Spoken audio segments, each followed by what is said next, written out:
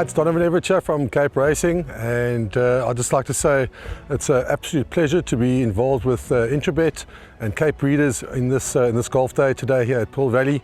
It's fantastic for the industry to see all the relevant stakeholders coming down and having a good time and networking, and it's exactly what the industry needs right now in terms of moving forward and recreating some positivity to take us forward into the next year.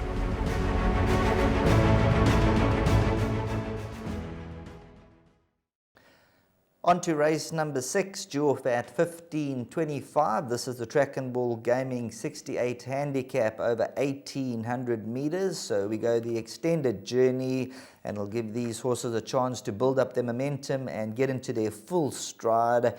And analysing race number 6, once again, very, very competitive.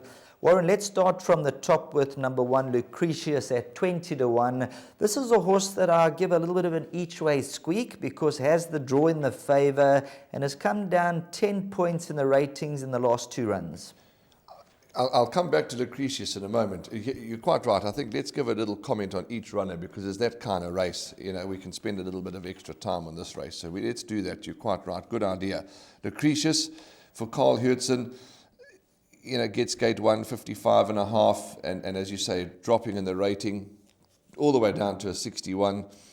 Certainly, if it had to run a place, I wouldn't be surprised and would be good value. So I respect your comment. If you're giving Lucretius an each-way chance, so do I, because that rating drop will certainly help. Number 2, Famous and Rich, the newly turned 3-year-old son of Visionaire. Jason Gates had a tremendous weekend tasting, graded success, has the 2 draw, makes the handicap debut, and if you look at the first run, finished second to a Swing Upon a Star. Absolutely, and we all know what Swing Upon a Star's done recently.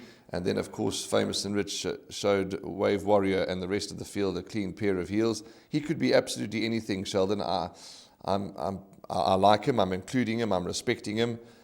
But yes, it's always tougher first time out. The maidens recently turned 3. Could be anything, and if he were to win, I certainly wouldn't be shocked. Number 3, Flute. Now, this is a runner that I have left out of my calculations, but with Muzieni aboard, could spring up. Again, you can't include them all. So that's your stance, and that's how you're playing it, and you could be quite right. I want to see him build on his post-maiden run.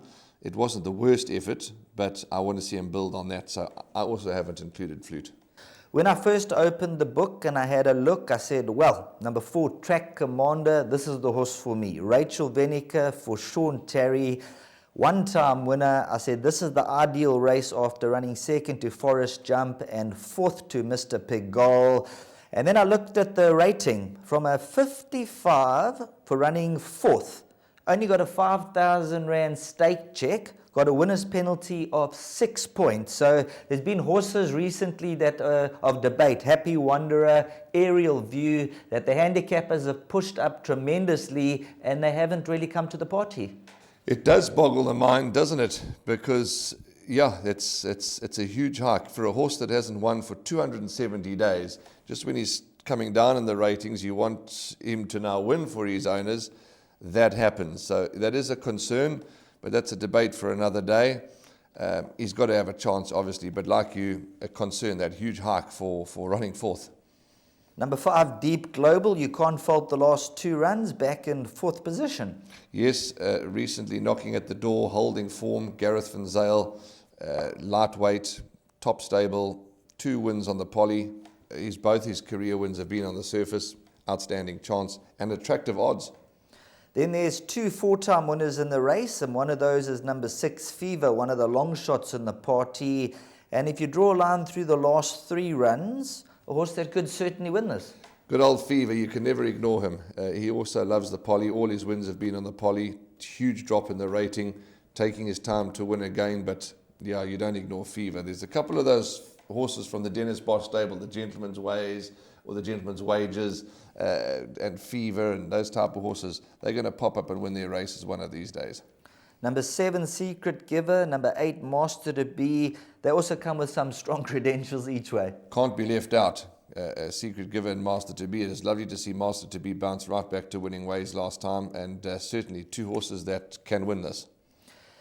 Now, when you come down to the betting, Master to Be is trading at around 5-1. Number 9, Star Crusader, 16-1. If you can look at that run, 3 runs back on the 16th of May, Star Crusade finished second to Admiral Burnham, and Master to Be ran back and forth.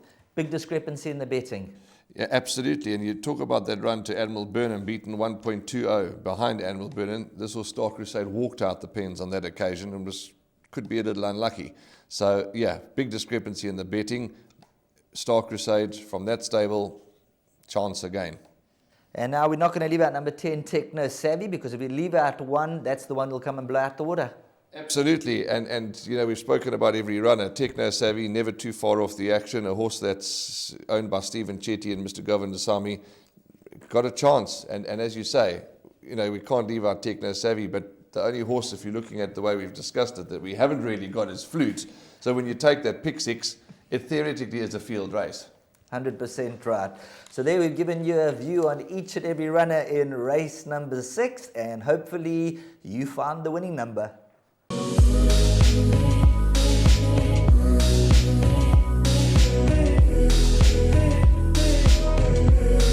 I bet with Interbet only.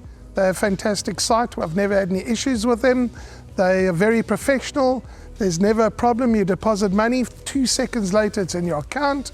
You withdraw, which I do very occasionally, and I believe it's also 2 seconds it's in your account.